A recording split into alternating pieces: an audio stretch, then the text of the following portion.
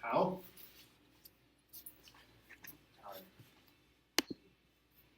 How? What's the leverage? What leverage do we get with a listing that we don't have with a buyer? Buyers. How?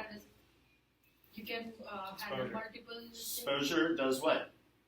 Branding. Brings buyers. Oh yeah. The listing brings buyers. The sign, the advertising, all of it brings buyers, right? Yes. Yeah. How does a buyer bring me business? By saying, That's the only way, right? Yeah. Hey, I've got a friend, I've got my grandmother, but the listings are talking by themselves, right? Because your sign is up there, all of the marketing and all of the advertising that you do, that's always going out, and buyers are going, I think I'd like to look at that one. I'm going to call you. something like I feel like people, they somehow feel or respect more if the person has, even the agent has a listing. If you're just a buyer. Credible. Yeah. You're more credible, right? You're more Yeah. credible. Because someone is trusting you and selling the home, I see they trust you, okay, I'll trust you. Yeah. Yeah. Yeah, I agree So they have different impression. I have always seen that. So that's why I always say, and then remember, what was the other thing?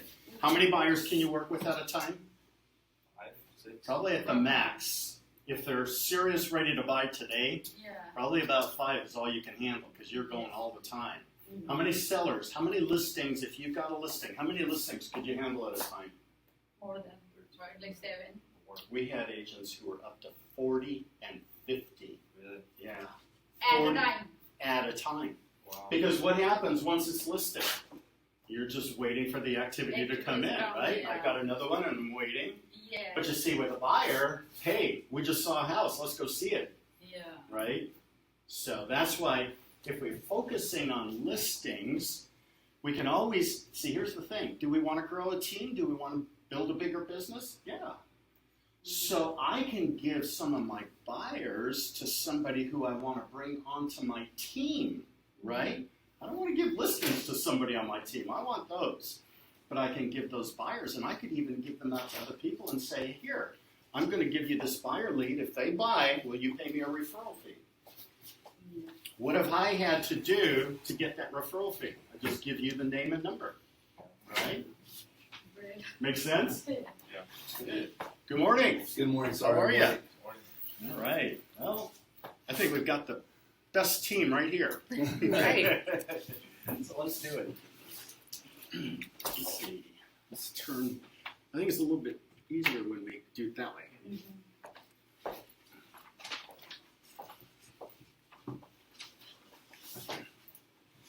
Am I going or are you Yeah, going? no, this is you. I made you a Oh, my presentation. goodness. I guess I don't get to sit down. All right. Good try. I tried. All right, so what we've got is we're going to be walking through the contract and the other forms when we do a listing, all right? How many of us have done a listing? Okay, we're going to. That's why I'm here. That's right. So the thing with the listing is we want to make sure that everything is done, everything is solid when we start, right? Because the worst thing that we can have is a contract with somebody and all of a sudden things get a little shaky in the transaction. That can get ugly, right? And then all of a sudden it's them calling again. I'm not going to talk to them, right? So we want to make sure the more that we do up front, the less likelihood we have of a problem later. If we don't get into a lot of the detail, now that doesn't mean I read every word to the client. That doesn't mean that I tell them anything and everything that could possibly happen. But what I want to do is I want to communicate to them 2 things. I know what I'm talking about, and I'm going to be taking care of the most important things so that you don't have to worry about it. And things don't always work out exactly as we want, but I am skilled, I'm the professional, and I'm going to help you make it through this path, okay? That's what I want to communicate. A part of the way that I communicate it is with a lot of the forms, because the forms say a lot of things, and then I can say, well, here's what the form says, and I'm going to tell you about it. And you go, wow, this agent knows what they're talking about. This is pretty good, okay?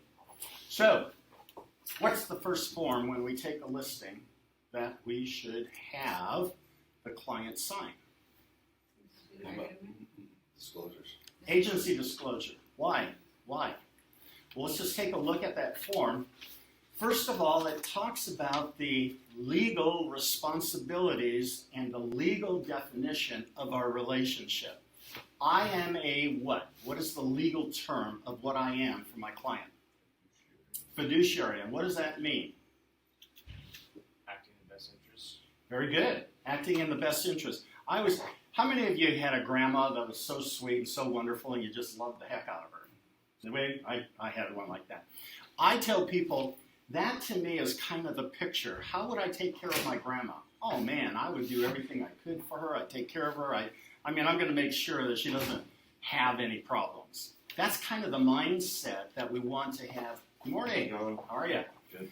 That's the mindset that we want to have with our clients, that that's the kind of care that I'm giving them.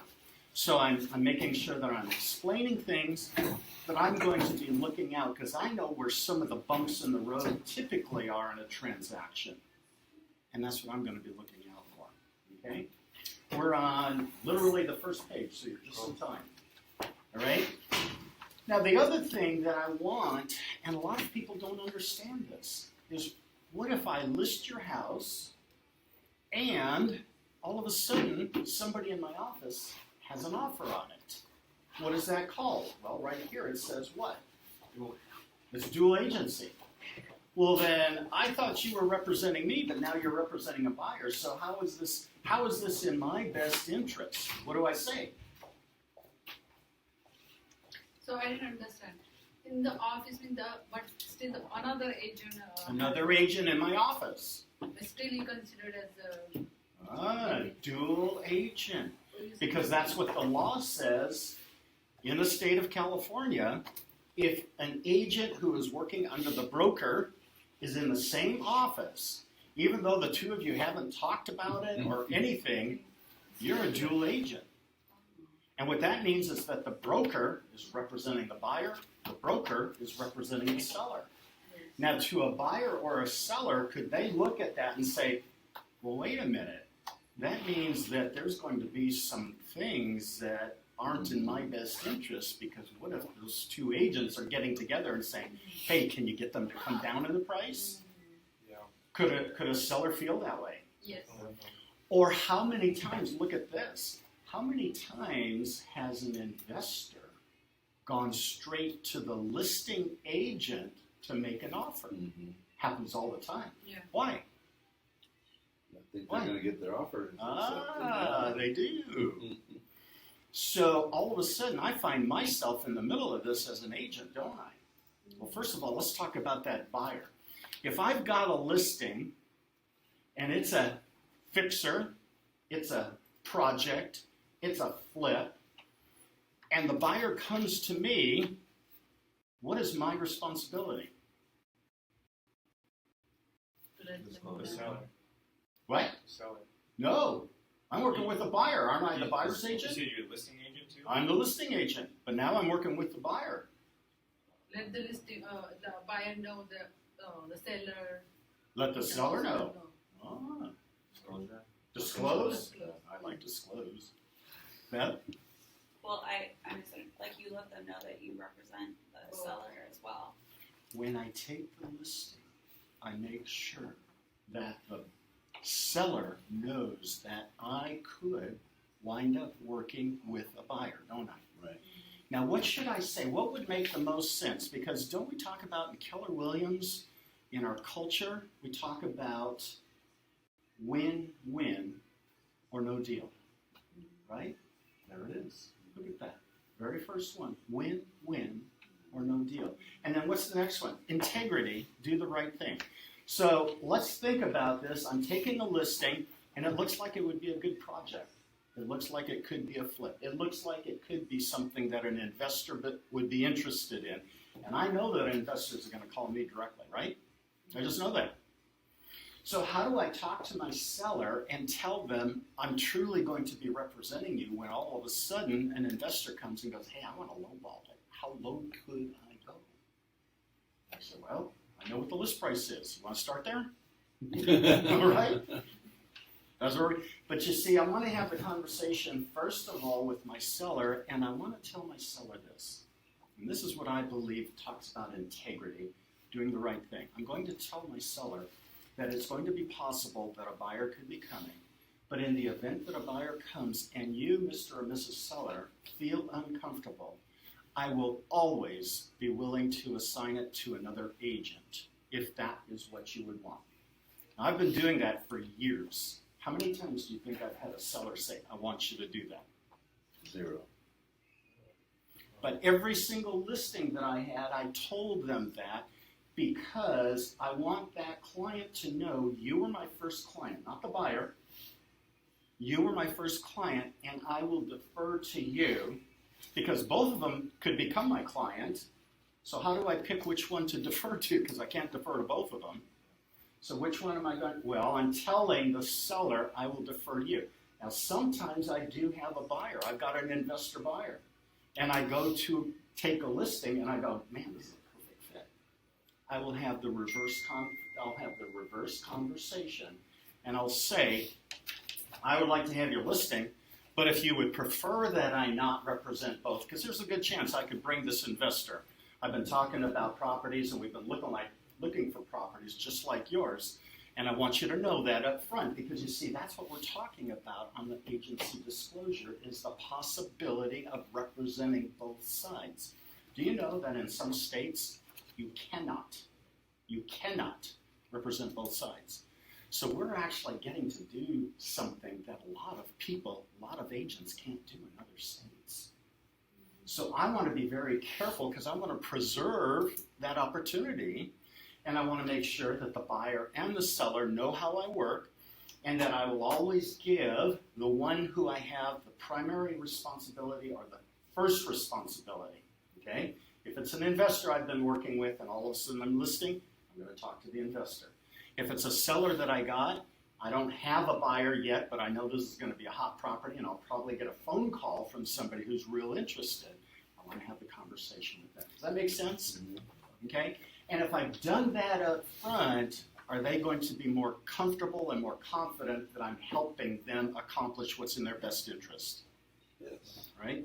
Okay. Yeah. So I didn't understand. What do you mean by defer? Pardon? Defer.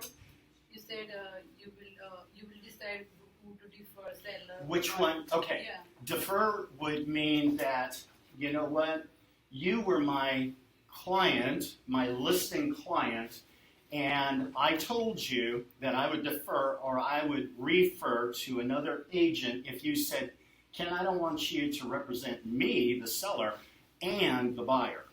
I will defer and I will have another agent. Now, I'll tell them I'll have another agent in my office, and I will get a referral agreement, but I am not going to have any discussions with them that I wouldn't have with another agent outside of my office. And like I say, I've never had a client say, okay, I want to take you up on that because I don't want you representing both sides. I told them that they could if they wanted, and I would do that. Do you incentivize them by lowering the rate a little bit? I do not. No. No, I don't want to do that. Wow. Because you know what? I feel that the work that I do Yeah. is worth what I'm charging. There you go. Right? Yeah. My value proposition isn't that I'm going to be cheaper than. Yeah. My value proposition is that you're going to get service greater than what you're paying. Yeah. Isn't that how we want to Right. sell ourselves? Right? Yeah. So I don't want to. Now, here's one thing that I have done when I've taken listings. In the event that in the first 30 days, I do have a buyer come to me and wants to buy your property, and it's in the first 30 days, I will reduce my commission by 1/2 of 1%. Okay? Mm-hmm. So if I'm taking a 5%, if I'm taking a 6%, I'm willing to reduce my commission by 1/2 of 1%. And why? Well, because I haven't had as much time and expense in the marketing. It was within the first 30 days. If it goes beyond the first 30 days. Now, are there times when I still adjust my commission for whatever reason? Sometimes there are. Sometimes there are. But I don't want my client to be hiring me because I've been the cheapest. I want my client hiring me because I make the bottom line the best. If you do that 100 times over, too, they're going to refer you, and when they refer you, they're going to say, hey, he's cheap. And that's what people are going to go to you for. Good Say point. it up front. Good point. And what happens when I get a referral from somebody that I've done a cheap job for? What does the referred person usually want me to do? You So don't there's drop. Below what their friend just got, right? yeah. Right? Right. So I don't want cheap to be selling me. I want good to be selling me, because then the people say, you're the one. Yeah. What do you charge? Okay. Right? That's how I want it to go. So do you see the value of the agency disclosure? That little page can have a lot of things that we can use to solidify the relationship with either a buyer or a seller. And the law says this is the first one they sign, because this talks about my relationship with a buyer, my relationship with a seller. Okay? Good. So let's go on. Okay. The PRBS, possible representation, this just kind of goes and expands on what we've already been talking about, and this would be your script. This kind of expands on what we were talking about, and this is just putting it right out there so that it's clear to you the fact that we could be working with other buyers and sellers. Now, where would a seller say, you're going to work with other sellers? When would a seller say that to me? You're going to work with other sellers? Yeah. If the same floor plan next door is selling also. Bingo! And do you think that happens? What if all of a sudden another agent in my office just listed the property two doors down? They're facing bankruptcy and they are putting the house on the market. It's the same exact floor plan. It's 2 doors down. It's $50,000 less. Give me a break. What are my clients going to say? What are you doing?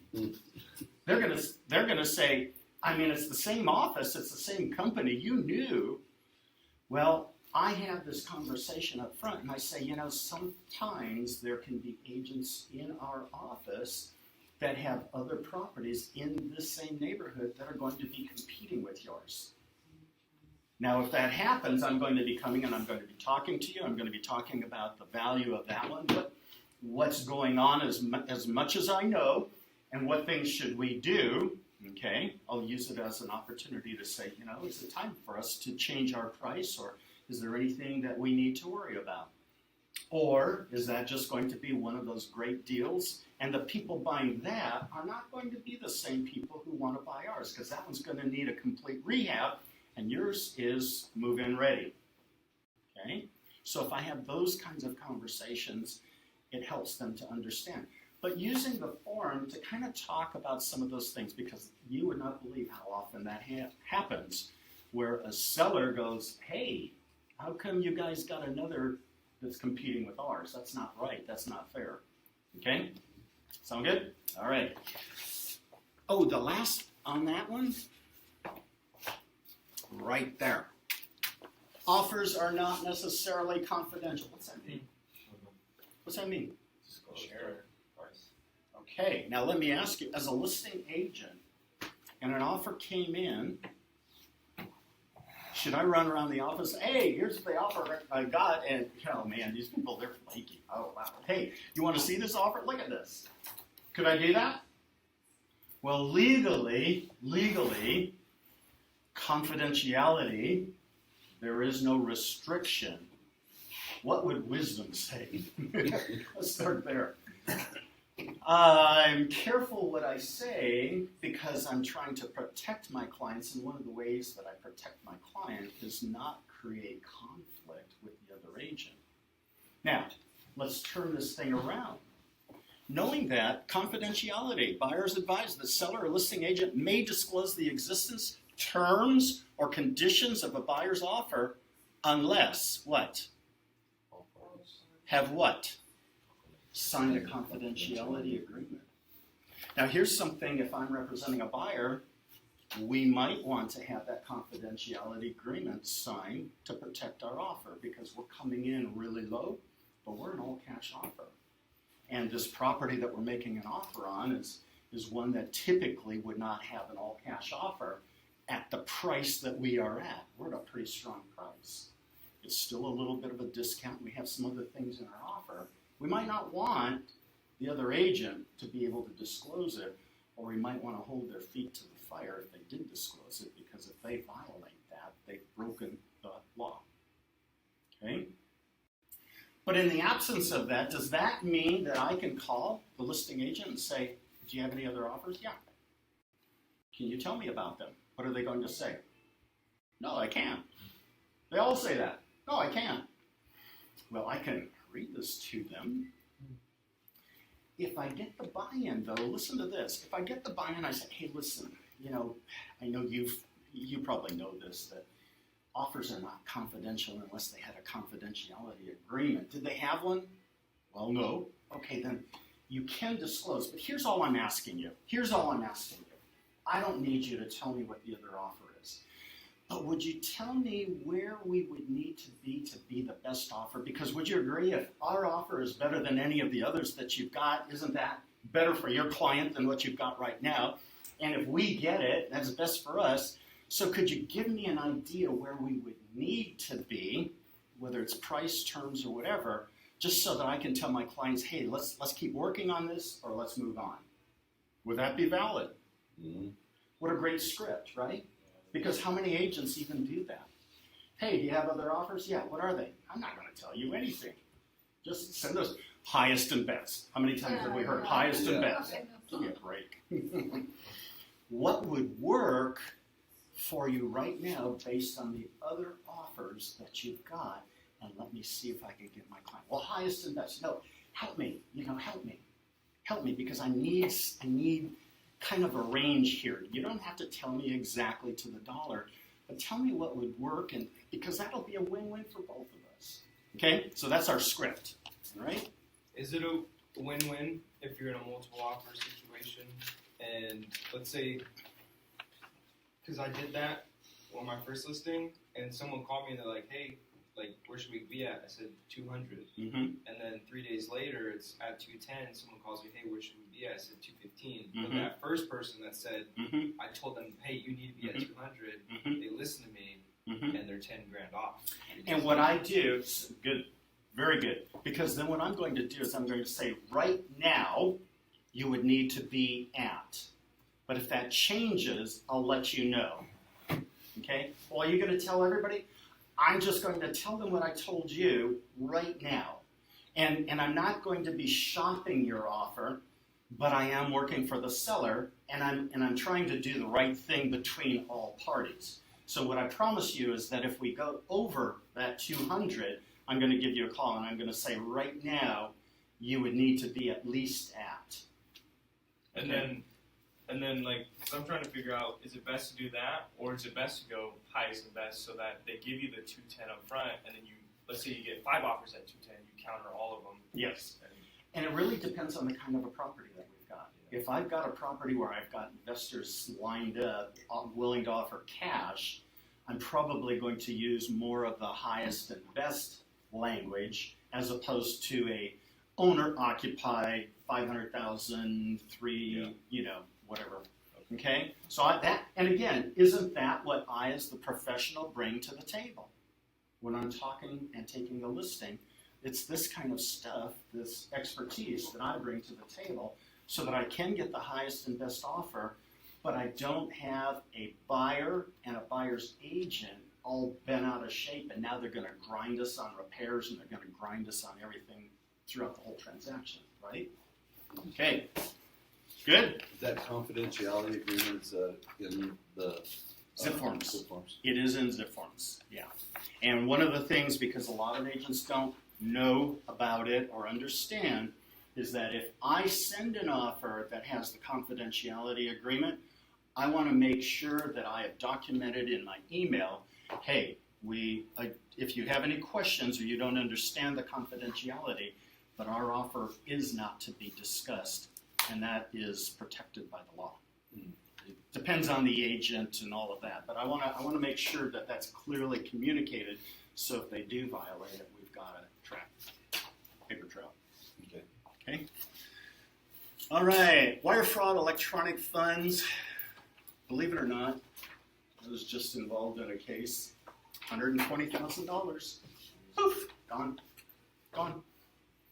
Transaction in one of our offices. Probably didn't close, did it? Oh, it closed, and then the money left. Yeah, because they used the wire information for the seller, and so the funds went to the seller, and then boop, they flew away to someone else. No way. Serious. The seller? The seller lost the funds after receiving them. Yeah. How did that happen? So how? Call the well, bank. They were, yeah. They may be covered, they may be protected, there may be some things, but it was pretty sophisticated, and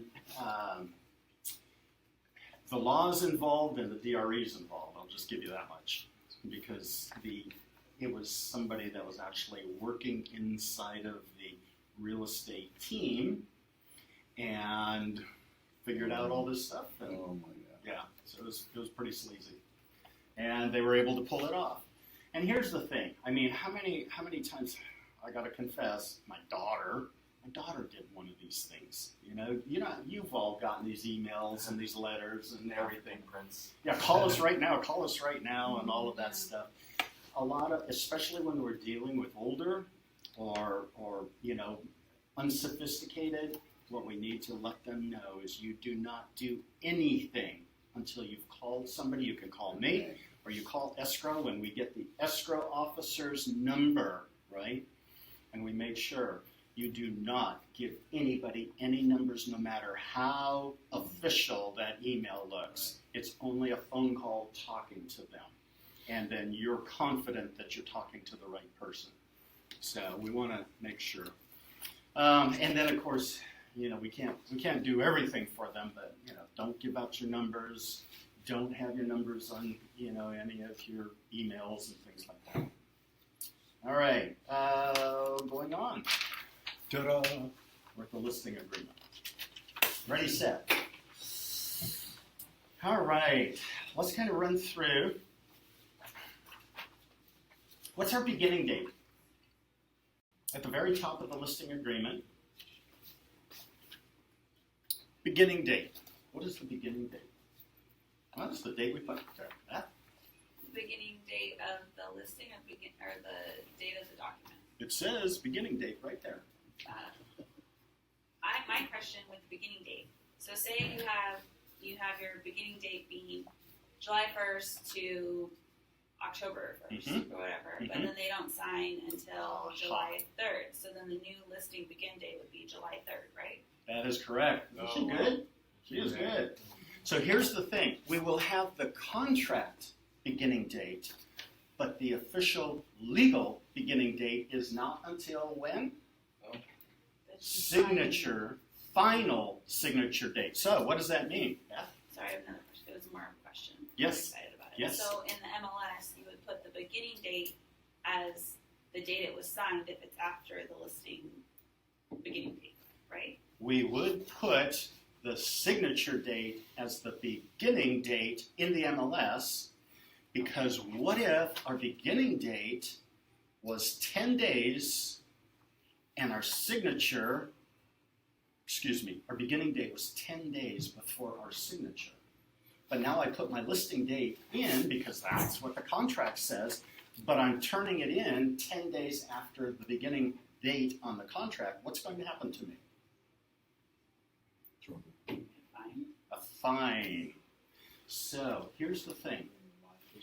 The legal contract does not start until the final signature, and that is the one that MetroList will accept as the beginning date of the contract. Okay? Because legally the contract does not begin until that final signature, and MetroList is saying that is acceptable to us. You enter it into the MLS with the signature date if it's later than what the contract start date is. Make sense? A lot of agents don't understand that, and that's where we have a lot of fines being issued as a result. It has to be listed in the MLS within 3 days of the signature date. Within 3 days of the contract date or the signature date, whichever is later. Oh, okay. Okay?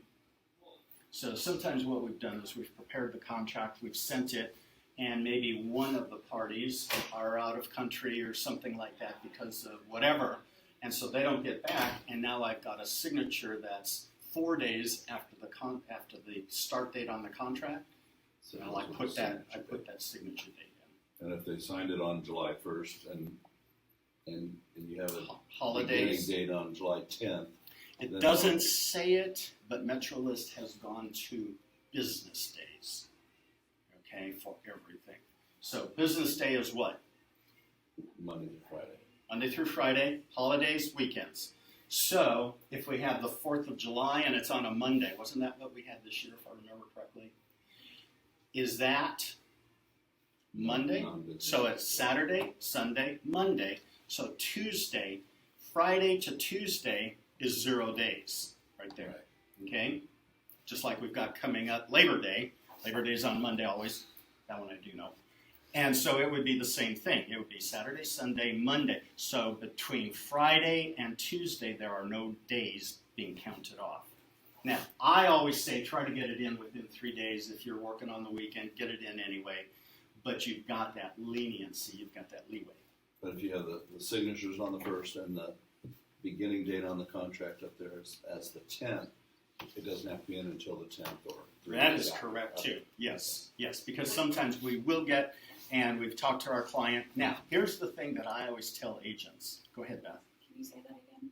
What if we've got the 10th is the starting date on the contract and the signature was on the 30th of the month prior? What is the start date? The start date is the 10th, whichever is the later of the two. So the signature is the 30th of the month before, but the start date is the 10th of the month after. So you have 3 days from that.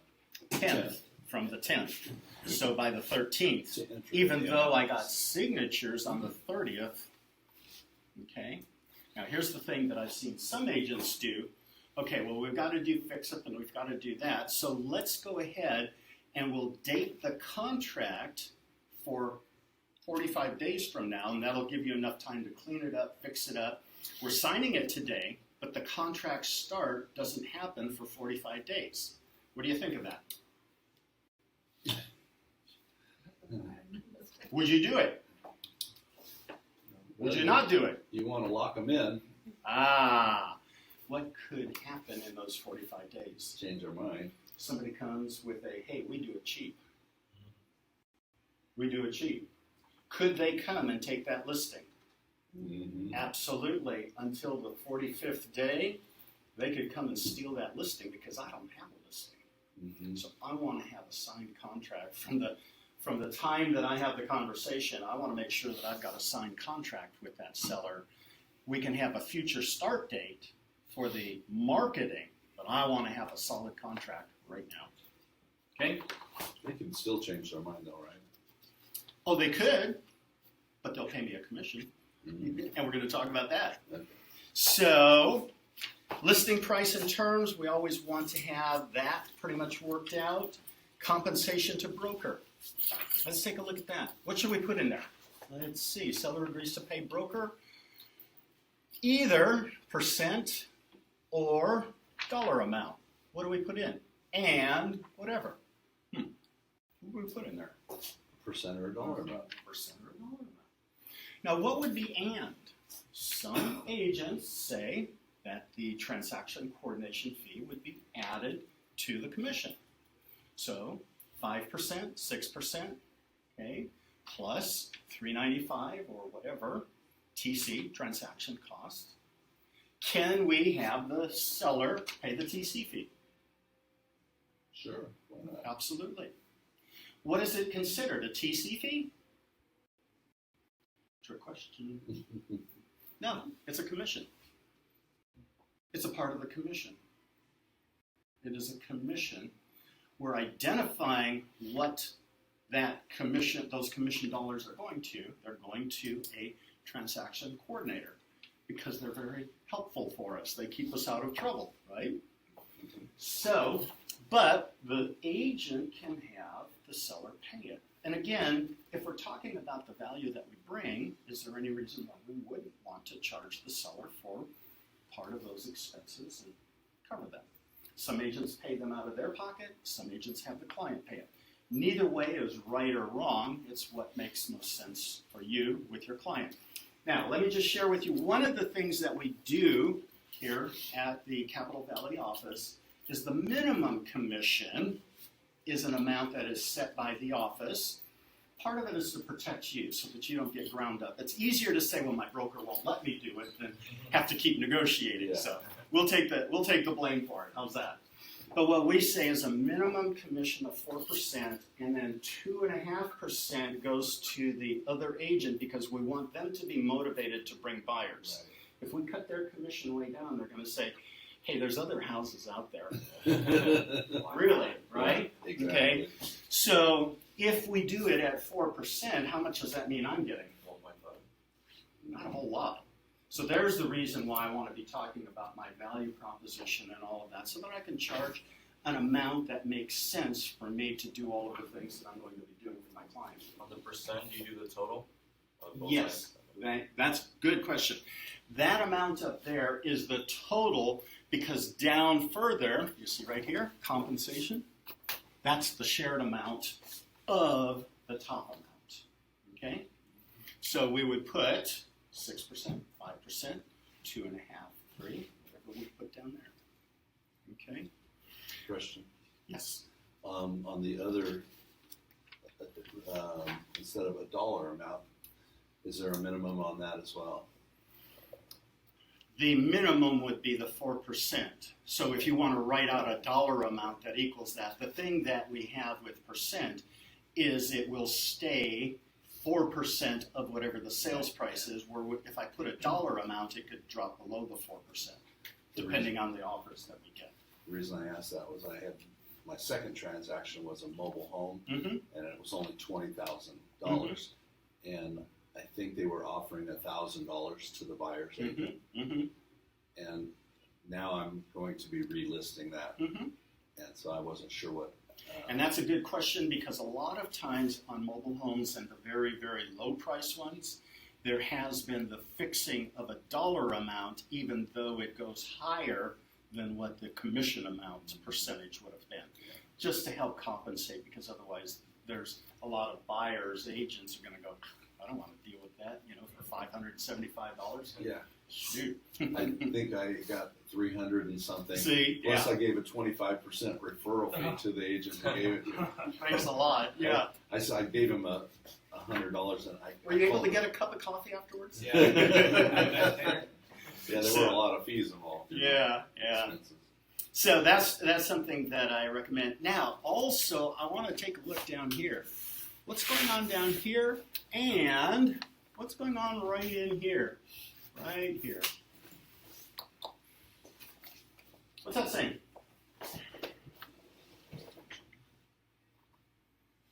Which one? It's talking about compensation. Compensation number 2 right here. So if you had the property listed and it didn't sell, contract expired, and they sold it to somebody else, but you showed it to that person? Is that what it is? Did I have to show it to them? Instead of bring it with the buyer. I brought the buyer? Well, through your marketing. The listing. Yeah, The listing. listing brought the, okay. What this is saying is, if within, now let me ask you, how many buyers have a house to sell, have something, but they're out looking? They came through an open house, they called you up and said, I want to look, but they've got stuff to do. But eventually they got their house on the market, their house sold, whatever it was, and they buy, but all of a sudden they bought the one that you had showed them, but your listing, it was your listing, you met them on an open house, they were really, really interested, but now the listing expired and it's with Joe Smith over at Cheap Real Estate. And what happens? Are those buyers mine or not? Or am I entitled to a commission? What goes on? According to the contract, you're entitled. If what?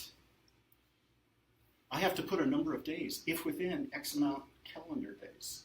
Typically what I've done, I figure anybody 60 days after expiration, 60 days after cancellation, more than 60 days, that's not realistic.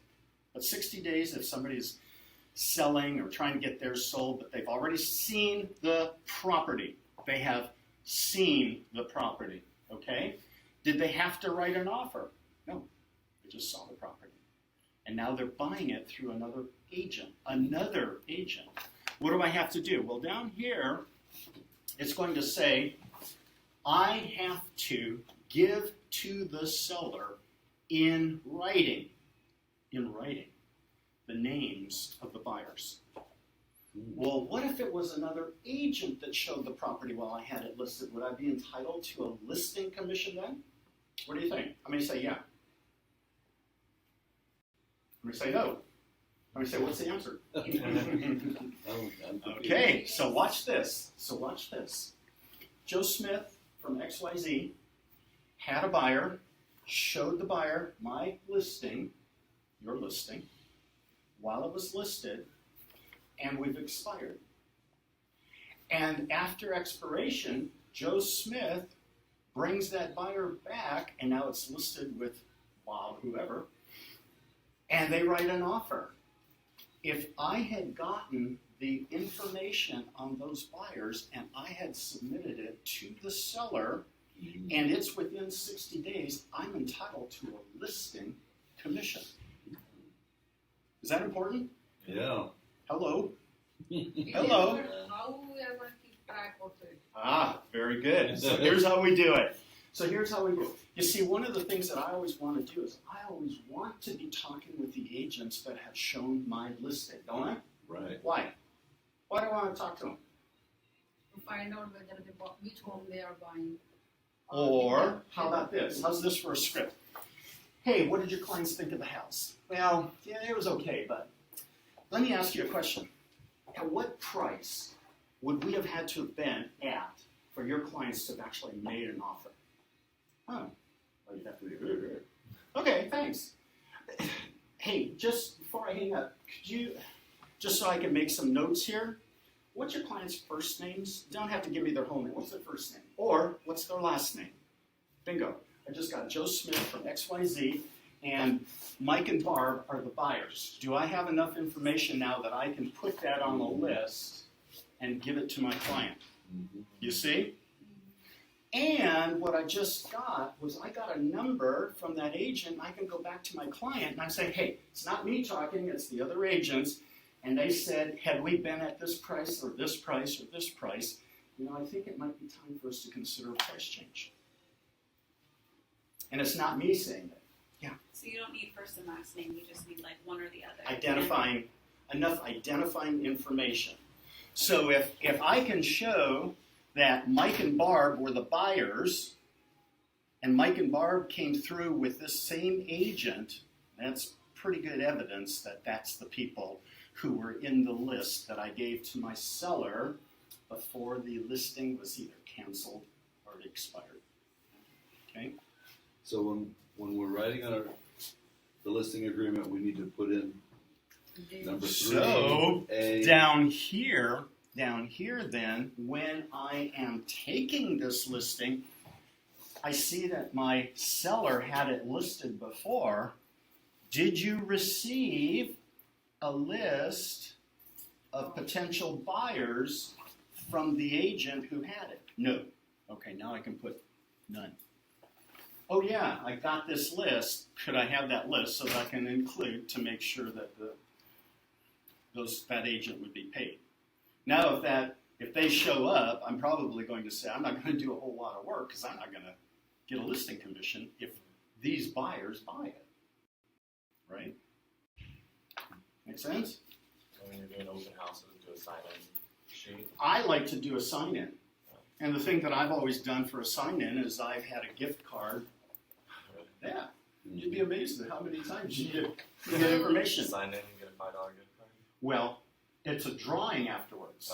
So maybe it's a $25 or a $50 gift card drawing. Yeah. And so then I get all of the email addresses and everything, and then I can follow up. Yeah. Sometimes people, they don't I'm come in getting the hot. open house, but they schedule the private showings. Say again. So sometimes people don't come to the open house.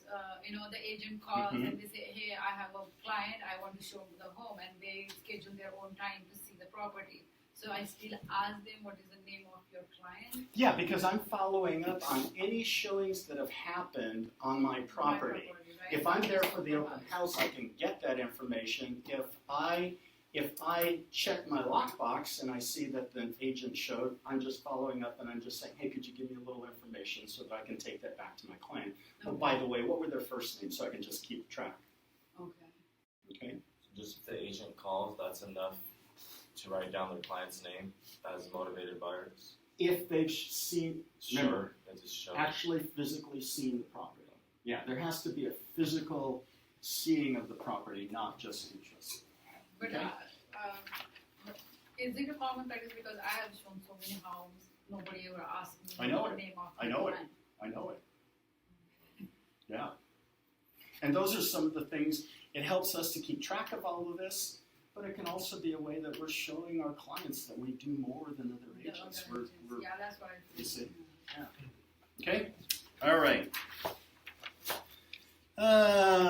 Up on top, items, let's see, how's our time? Okay. Items excluded and included. One of the things that I always tell agents is to make sure if there is something that is excluded, but it appears that it would be included. So what would be some of those things? Chandelier. Chandelier, yeah. Because what does the law say? If we read through the contract, it says anything attached or affixed. What's that mean? Kind of stuck on there. This is attached, right? Right? Yeah. Watch out. Is this attached or affixed? No. Okay. Is this? Well, not here, but up there. Okay. What about blinds? Ah. If you take a look through the contract, if you take a look through the purchase contract, basically it says window treatments. And window treatments gets pretty broad. I interpret it as anything that's happening at the window. Okay? So here's the thing. If there's going to be something excluded, we can do one of two things. We can put up there that this is going to be excluded. Okay? Well, you tell me how many times, and this is the one that I always use, how many times have you taken a client into the little girl's room and the bedspread and the curtains match? And the woman that your clients, she's got a little girl or she's expecting, and she goes, oh, right? So let me ask you, what's going to happen if those blinds aren't there when they move in? Boom. Right? So let's back up. I'm taking a listing and I'm kind of looking at this and I see the bedspread and the blinds match. What should I do to avoid that situation that I just described to you? Put it in writing. Put it in writing. Or how about this? If it's going to be taken, why don't we go, let's run down to Home Depot, let's go to Blinds Galore, whatever, and let's just put something temporary up there right now so that it doesn't become a distraction and it doesn't become a conflict. Why don't we just do that? It won't cost that much. Because here's the thing that I find. Anything that we ever have to fix in a transaction, okay, you're taking the blinds, I want a credit. Is my credit that I'm going to be asking for more or less than what it would cost to replace those with the cheapest blinds down at wherever? It's always going to be more. And the conflict that's going to take place, is that going to bleed over into, okay, and if we find any repairs, we're going to get them, right?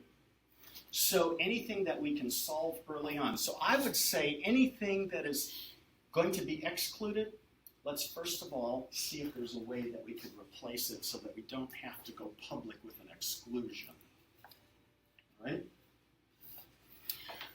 What are some things that also, and we find this a lot of times, are cabinets in the garage an inclusion or an exclusion? Are they a fixture or a non-fixture? The garage cabinets. They're what? If it's not screwed, then it's non-fixture. Okay, so everybody that walks in the garage, they can look at the cabinets and go, okay, those aren't fixed. Oh, they are. Oh, they are? And Oh. you talking about like they're attached to the wall, Well, they're sitting there. or are they just like sitting there, like they took them off the wall and they're sitting Well, there? they're sitting up against the wall. So you have to verify whether they're attached or not. Should I go up and yank on them? No, I'm just going. I could be in big trouble. So here's the thing. If there's something that could be a question, then that would be the garage cabinets are not included would most definitely be something that we would want to put in the MLS not included. Because there's no way that we can haul them out. They're going to have to stay there while we're marketing the property. But we want to make sure that they're excluded rather than waiting until the offer comes and they say, and, you know, we are closing escrow, and all of a sudden the buyer goes, what are you doing with the garage cabinets? Well, those weren't fixtures. We never said that. We thought they were. Who's going to win on that one? The attorney. That's the problem. So we want to look at these things and say what would make the most sense. How should we handle it to make sure that we don't have a problem? So if the garage cabinets are not staying, make sure that those go into the MLS as non-fixture.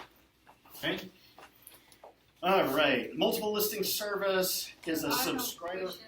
Yeah. So about buyer. So if I'm representing buyer, like showing my house, showing the property, is it a good to ask them like, do you want the blinds? Do you want this? So to avoid. I'm not kind going of to say. situation. I'm not going to say. Do you want? I'm going to be looking at the listing, and if I see in the listing that it says Not excluded, included, I'm then going I to say mention- now. Just so you know, these blinds are not included. That's how I'm going to say it. Okay. And as we're walking through, I'm going to say that I'm not going to let them discover it later. I've already read the MLS, and I'm going to say, and the garage cabinets, by the way, those are excluded because they're not attached. Okay. That's how I'm going to handle it, Okay. as opposed to things that weren't listed in the MLS saying, do you want it or not? I won't go there. But if I know it's been excluded, then I want to make sure that they understand that. Okay? Multiple listing services, Metro List, that's what you would put in there. And seller representations. Let's just kind of touch on that real quickly. What should a seller disclose? Everything. What should they know? In the little girl's bedroom, there's some dust balls behind the door. No, not everything. Oh. So what should we just, here's the rule of thumb. Here's the rule of thumb. Anything It's the value. that if the seller was a buyer and they knew about this, they would either be asking for a repair or they would be deciding this isn't the house for us. Okay? So that's kind of, and what I want to do is I want to communicate that to my seller, because I'll tell you, there's a lot of sellers that go, well, yeah, you know, we did have a car that ran through the wall because we're on a corner, but it's all fixed and it was paid for by insurance, so nobody knows that now. Is that something that should be disclosed?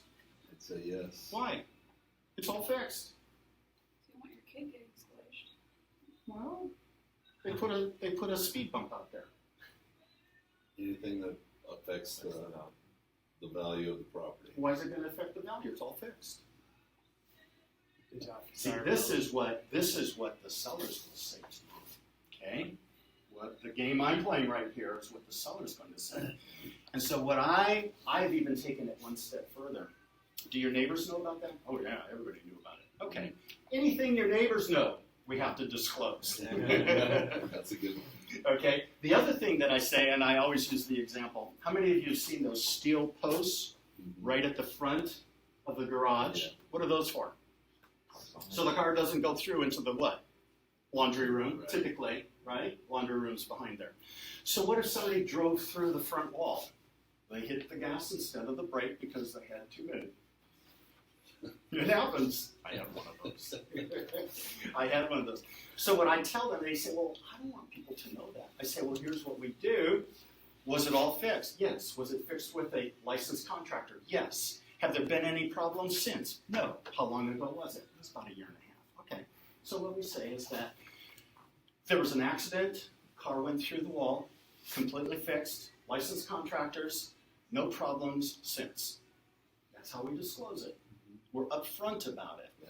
Because what's going to happen if they find out about it from the neighbor after they've moved in? Lawyers. Kaboom.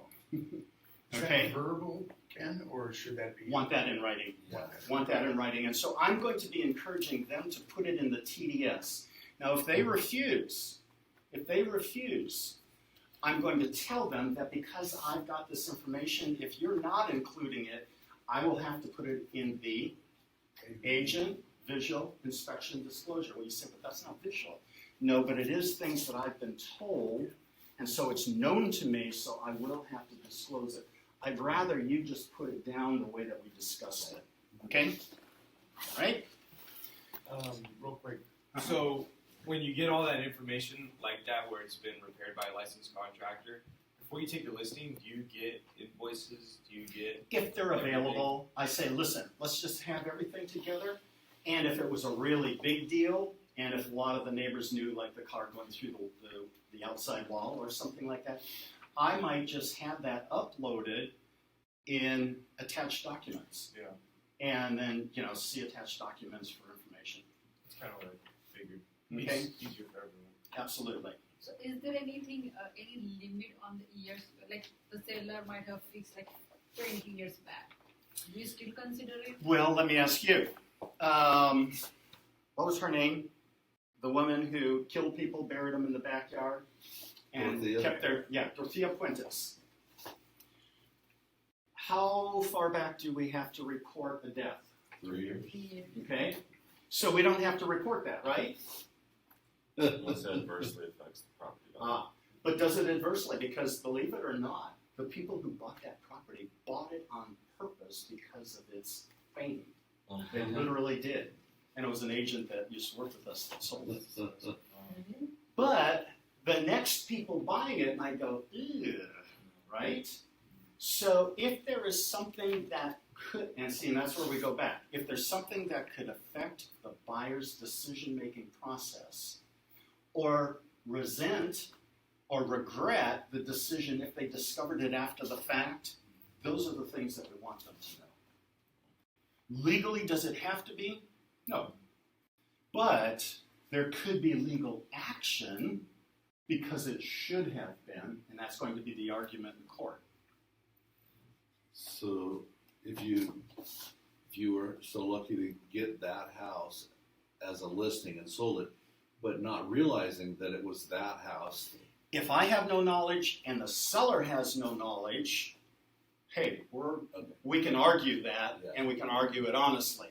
If I had knowledge or the seller had knowledge and it wasn't disclosed and it does create an issue, that can then become a lawsuit. Yeah. And the problem with lawsuits is even if you win, you lose. Yeah. You lose because of the mental, and a lot of times you lose because you're not reimbursed for all of your legal fees. Unfortunately, I've been involved with, because of my position, I've been involved. One case that we had, it started over $5,000. 3 years. Do you know what the total legal cost was for just us? Started at $5,000, 3 years. $300,000. We're in the wrong business, aren't we? So I always tell most lawsuits don't do that. But that's what can happen. And then, of course, is that client ever going to refer somebody to you? If this transaction turned into a lawsuit, I mean, what are they going to? They're going to. And the attorneys always point the finger at the real estate agent. Why? Why would the attorney, a client, a buyer, a seller, gets an attorney, and the attorney says, let's go after the real estate agent. Why? Because we have this huge dollar sign over our heads because we have errors and omission insurance of how much? $1 million. That's That's how much insurance we carry for anything that should break or go wrong in a transaction. And the attorneys say, this is where I get paid. You're not going to have to pay me because we're going to go after the real estate agent. They've got insurance. The insurance company is going to pay us, so let's go. Okay? So that's what, that's kind of the ugly backstory. But those are the things that if we understand that, I always say it's best to resolve an issue before it ever goes to legal action. Does that lawsuit have an attorney fee provision? Yes, it can be, and I'll give you a good example of what can happen. This case that we had, we won the case 100%, and we were awarded attorney's fees that the other side had to pay us. Well, the other side didn't have insurance, the other side didn't have money, so what did they do? Bingo. And what happens when you go bankrupt? Nothing. Yeah. So that's kind of, it's the ugly story, but if we understand these things, then we can handle transactions a little bit differently having that knowledge, right? Okay, enough fun. Let's go on. Is there time? Whew. Should we save this until next week? We're kind of out of time. I don't want to keep going because we've got... Or would you like to finish? Take a vote. How many of you want to stay and we'll do a little bit more? Because we got until... Do we have a team meeting this morning? We don't. We don't. Okay. So should we stay? You guys good? Yeah. All right, we're staying. Okay. So security insurance showings, etc.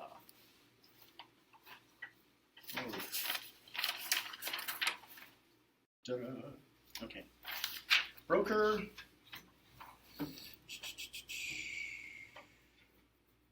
Okay. One of the things that we want to talk about is the advertising, the marketing right here. Okay. When it comes to the marketing, most people will not mind that we're marketing on the internet, that we're getting pictures out there and all kinds of things. Every now and then, though, you will have, for whatever reason, you will have somebody that's very, very private, whatever, they've had something, and they do not want pictures or marketing or more than just putting a sign out there. If that's the case, then what we want to do is we want to make sure that we are not going to be... Is our AC off? Let me go check during this office. Thanks. We want to make sure that our clients are okay with the marketing that's taking place. Because what's happening nowadays? Our listings are pretty much going everywhere. Everybody is picking them up and they're going everywhere, aren't they? Mm-hmm. Right? And some agents are even making it look like those are theirs. Right? Is that okay with our clients? Well, it could be. It could be. I want to make sure that it is. So I want to just have that discussion. I want to make sure that I have that discussion with them. And then that they understand that, we are going to have this on the internet. We're going to have it made available to everybody. Okay?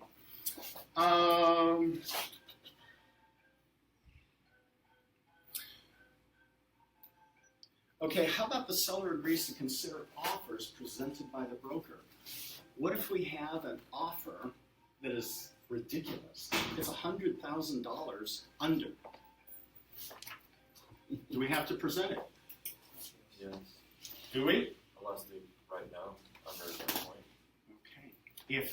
If my client will give me in writing, we will not review any offers more than such and such under or below such and such a price, okay, then we're okay. Other than that, all offers need to be presented. And then what I want to make sure is on the offer, I want to make sure that my seller has initialed and we've dated it, okay? So that we've got proof that that offer was presented, okay? Yeah. So when you present the offer, so do you physically present it or you just can do it on folder? Can do it either way, okay? Now, one of the things that I always tell people, especially with my sellers, because it's my sellers that I have the long-term relationship with, typically longer than a buyer, right? Because a buyer, once we find the house, they're in escrow, it's done. Where with a seller, I'm working to get the listing, I'm working with them during the listing, I'm working with them during escrow, so I've got a longer relationship with them. So I want to make sure that I'm taking advantage of that relationship and that we are getting, we're answering all their questions, we're making sure that they're happy, and I'm getting leads from them, I'm getting referrals, right? Okay. So, where were we? So when an offer, so we were talking about the offers. So when the offers come in, I want to make sure that I've covered the offer as best possible for what satisfies them. If we can do it over email and then have a conversation, that's fine. That's fine if that works for them. If I've got somebody that doesn't really understand and they're kind of stumbling and they don't know how to print it and they can't read it or whatever on the computer, well, then I want to make sure that I'm going to take it in person and I'm going to show them, talk to them, and kind of walk them through it. Make sense? Mm-hmm. So I kind of a long answer to your question. What should I do? What fits the client. All right? Okay. All right. What do we got? Where was that section with the don't show the offer if it's too low? Is it easy on? Yeah, I just turned it down. Down? Like I turned cool. the temperature down. That's how much I find today. Yeah, I know it. That's crazy, isn't it? It was, what was it, 1920 was the only time that it was hotter for the Really? state. Yeah. I did not. I was listening to the This year wasn't that hot though. No, now it's just a starting. couple of days. Yeah. Okay. Let's talk a little bit. How about page 4? Go back to page 4. There we go. Okay. Keys and lockbox. That was one of the things I wanted to just talk about. Lockbox. We just want to make sure that the seller knows that there is going to be a lockbox. Who can use the lockbox? Anybody that is a member of MetroList and has gotten a MetroList key. How about if I've got an unlicensed assistant and I want my unlicensed assistant to run out to the property and go through the house and get it ready for the open house, and so I have them download my app. Can I do that? That doesn't sound right. Mm-hmm. Sounds like a no. No. Because it is a no. Because it is a no. I want to be very, very careful I don't do anything like that, okay? That is also what a lot of sellers are concerned. What if some unauthorized person gains access to my house? Yeah. So I want to talk about that the lockbox keys have been given to people who are MetroList members only. I can't guarantee that somebody wouldn't give access or give that key out to somebody else, but that rarely happens. So those are just some of the conversations. Has it happened? Yeah. Do you know how much of a fine do you think MetroList, because I was actually on the panel, how much of a fine do you think MetroList gave to a person who did that? What they actually did, they gave the key to a buyer and let the buyer go, because these houses were vacant. So what's the big deal? So the buyer went out and went in these vacant houses. And, Wow. Is that wrong? Uh-huh. It is. MetroList said that's wrong. $1,000? Oh. $5,000? Ah! 10,000? 15. Because this agent was doing it on purpose. Per house. Yeah. Yeah. So MetroList can actually levy fines for abuse. So the fine is for the Broker, for the broker. agent, and he was also a broker. For the agent who violated the rule, he had to pay the fine. So Is it per violation? Wasn't what?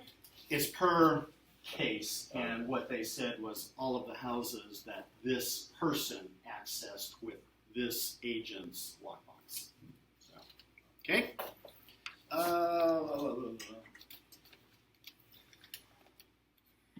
Let's see, I think we're good on that one.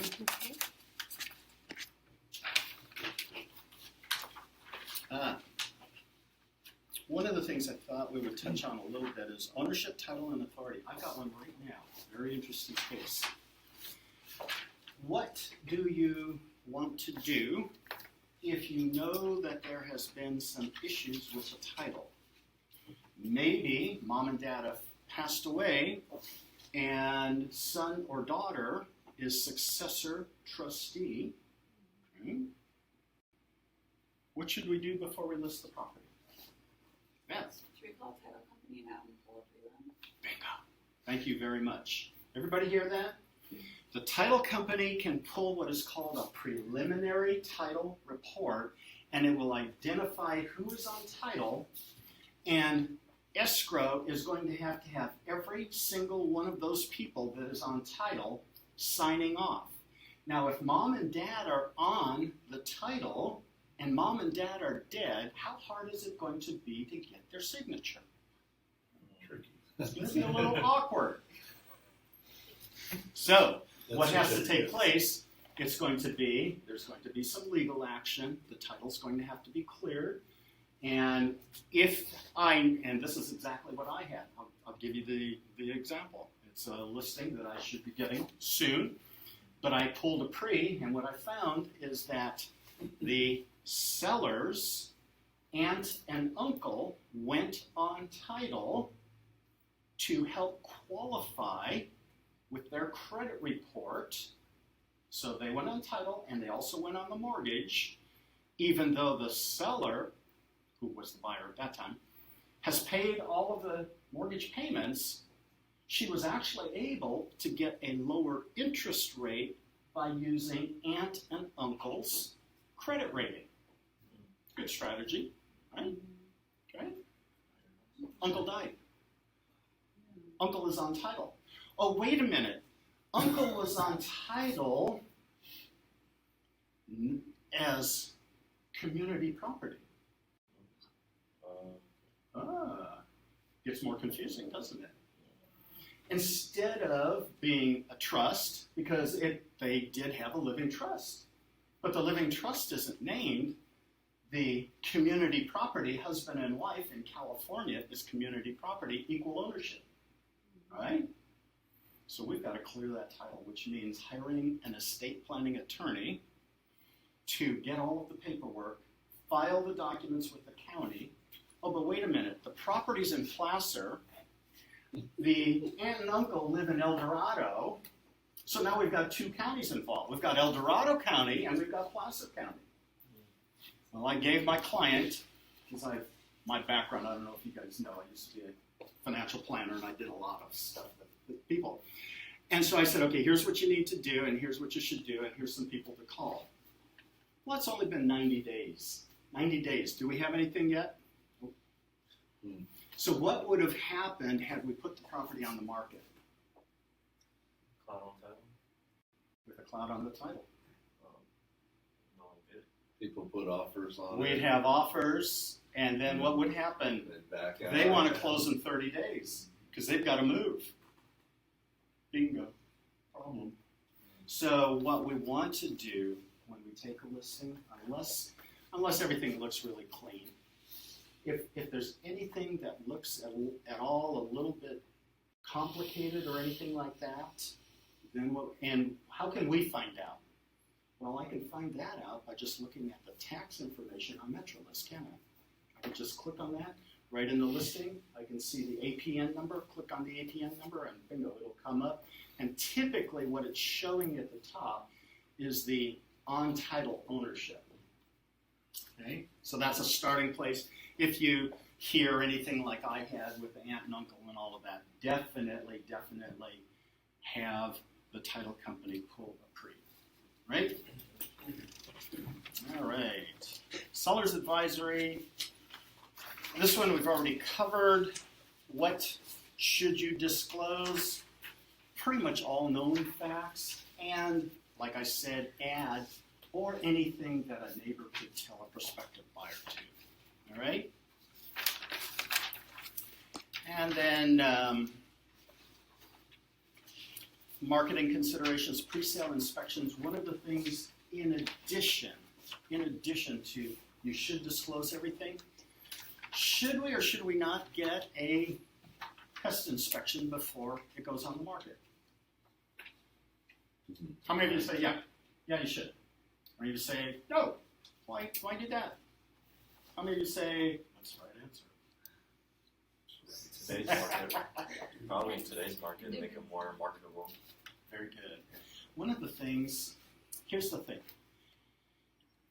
When a seller fixes things, do they look for the most expensive fixer, or do they look for the least expensive fixer of the problem? Least. When a buyer has a fixer fix the property before they take possession, are they looking for the least expensive fixer or the most expensive fixer? Well, if it's credit back, it's the most expensive. Hello. So would you agree that any problems that we could fix before the buyer has an influence on picking the fixer is probably going to be less expensive for the seller, right? Yep. So it would make sense to have a pest inspection and anything found on the pest inspection to have it cleared, or to offer whatever the estimate is as a credit. I always recommend a cash credit as opposed to fixing, if you get that far. Better to fix and not have a problem at all, but far better. Okay, so for example, let's say that we've got a transaction. We've got a transaction and the buyer just pulled a report, had a report come, and the report says $3,000 worth of work. Well, my son-in-law is a contractor and has been doing work forever, and my son-in-law could do it easily for $300. All of it for $300 and get it passed. The buyer says, no way, that's your son-in-law. I don't trust him. I know what he's going to do. He's going to do a sleazy job. So is the buyer going to be happy with our solution? They're going to want credit, aren't they? Because they want their person to do it. But if we've cleared it before the buyer ever sees it, they're going to look and they're going to see that we've got a signed off pest report, completely clear. What do I do with it once it's cleared? Upload it into MLS. And that way it's available. And then the other thing that I can do on that, if I have a conversation with a buyer's agent, hey, would you guys be willing, we've got multiple offers that are coming in, would you guys be willing to waive inspections or shorten your inspections? Because you can see, not only did we provide the inspection, but it's already been cleared and signed off, and that was just 2 weeks ago. Do you suggest a pest and a whole house, or just? It depends. It depends. On the one that I'm talking about that I've got coming up, I've done both because I knew there was some more things there, and I had some concerns, and I like having the third-party expert, the home inspector who's got a track record and a contractor's license. They're telling my client this is some things that, are going to be called. I've got a coming listing that they want everything, roof, the cellar, Mm-hmm. with roof, whole house. Perfect. Pest. Yeah. And once that's taken care of, if they repair Mm-hmm. and it's signed off, Mm-hmm. does it happen that another pest inspector might come in and find additional? Absolutely. Yeah. Absolutely, because those are opinions. Right. Those are opinions. Opinion, that's right. Mhm. The home, I know, wait a minute, isn't the pest? Unless they find something and they can say, look, here's the termites crawling around in this piece of wood. Your inspector missed it. Yeah, I see. But they can look at something and they say, well, it doesn't look good. They can say that on the report, it doesn't look good. But if they don't call it out as a Section 1 are the things that have to be done because there's active infestation. Section 2 is what? Things that left unattended could turn into active infestation. And active infestation covers wood-eating insects, but also wood-eating, what's the word I'm looking, dry rot. Yeah. Funguses, yeah. Okay? So even if your seller has done the pest inspection, the buyer can still be Has the right to have any inspections that they want. Okay. Now, that brings up something else, and we're not talking about the purchase contract today, but if a buyer says, okay, we've done our inspections and here's our list, our request for repairs, what does the seller have to do if the buyer has given a list of repairs and a request? Absolutely Yeah. nothing. Nothing? Yeah. Serious? Nothing? Nothing. Nothing?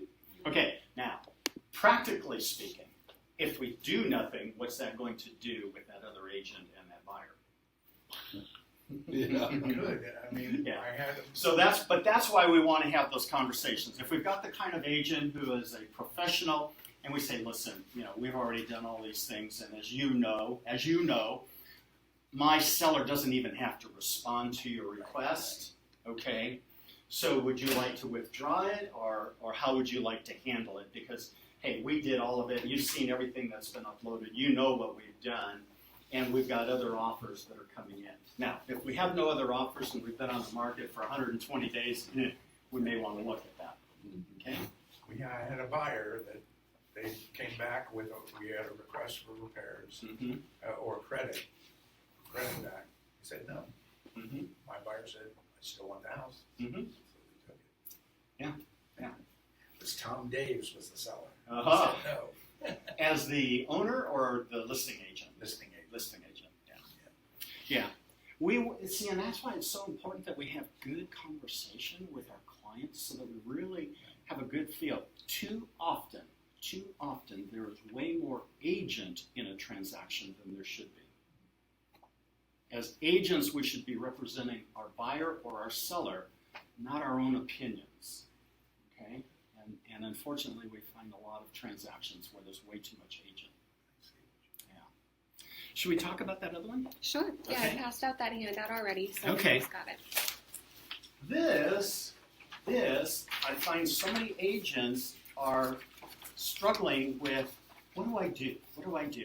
How many of you have heard when we've talked about this, how do I enter the listing into MLS if we have taken the listing, but it's not going to be marketed because the seller is fixing it up and it won't be ready for about 45 days? How many of you have been when I've talked about it?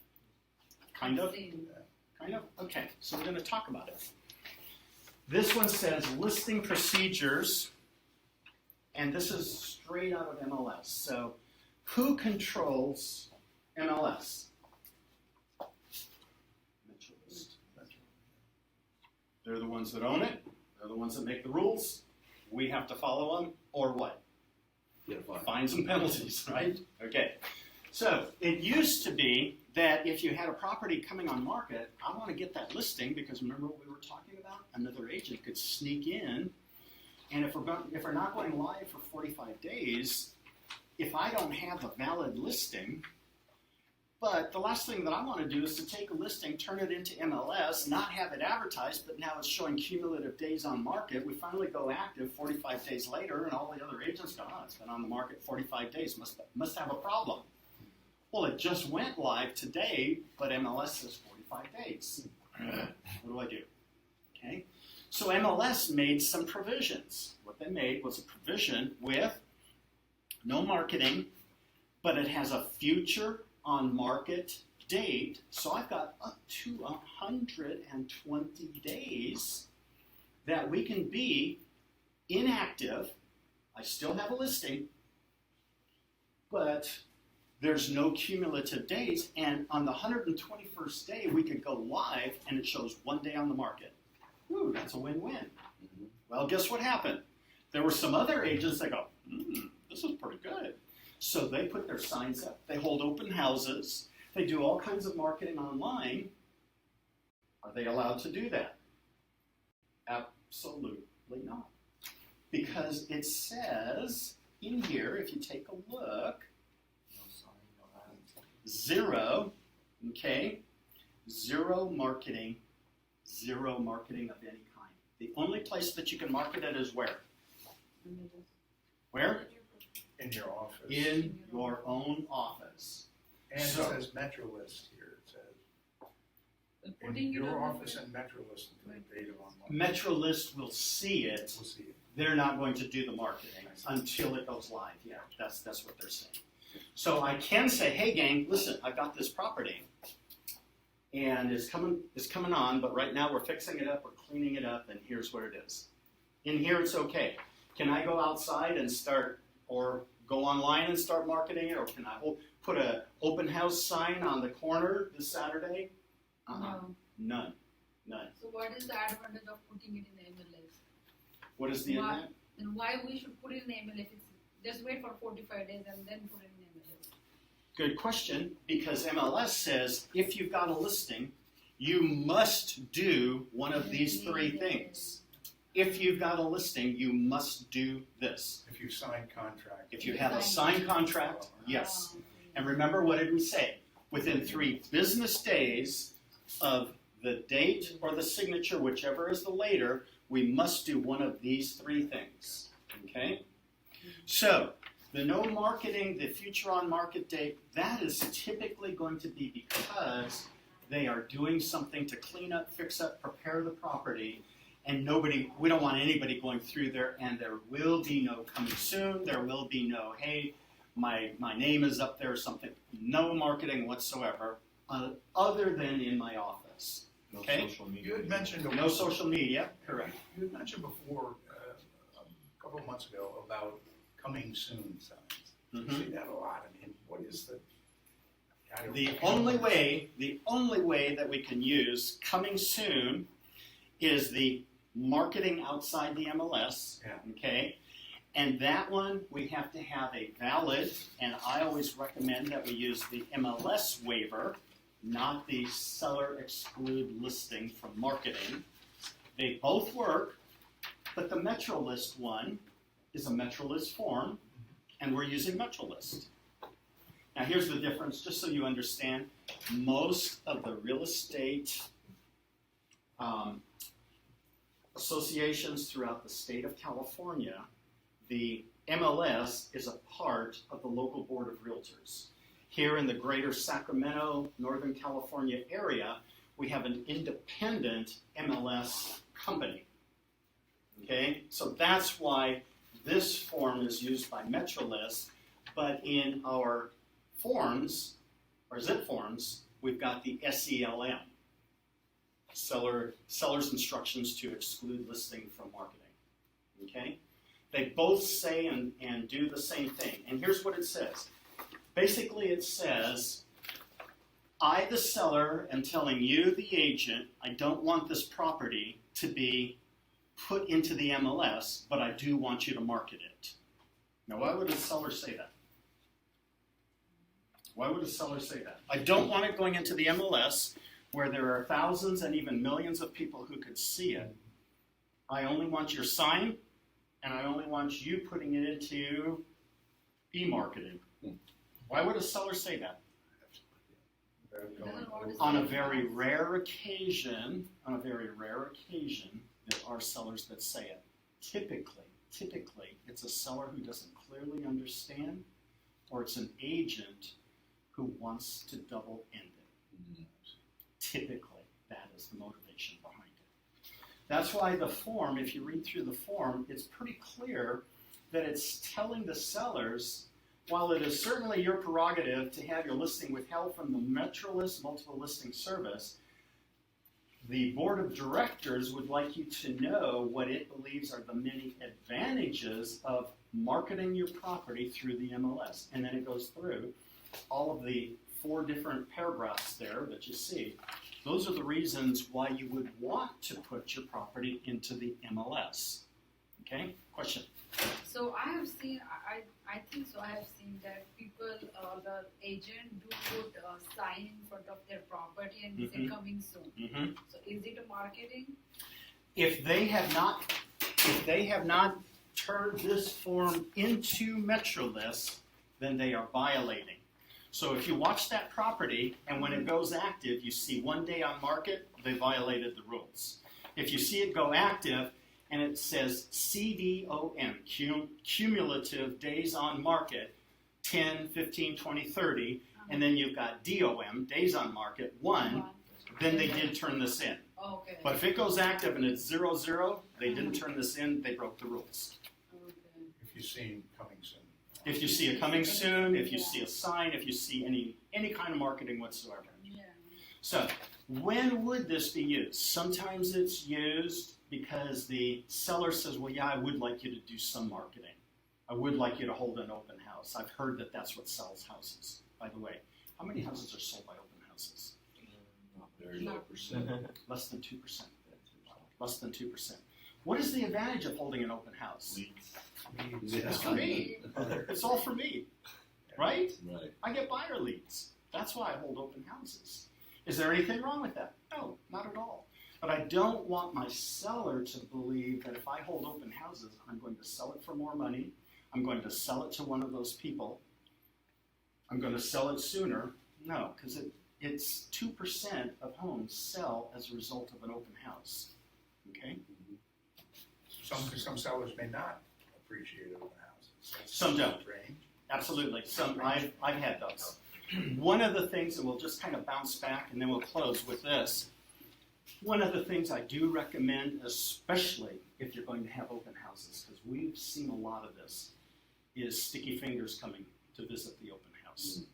And so when you take a listing, you need to make sure that anything that is attractive, not anything of value, anything that's attractive, be locked up, not just put in the drawer. You would not believe how many dresser drawers, because it's usually the top dresser drawer under the whatever, that they hide the valuables, the jewelry, stuff like that. No, you tell them you need to put it in a lockbox or something like that in a separate place.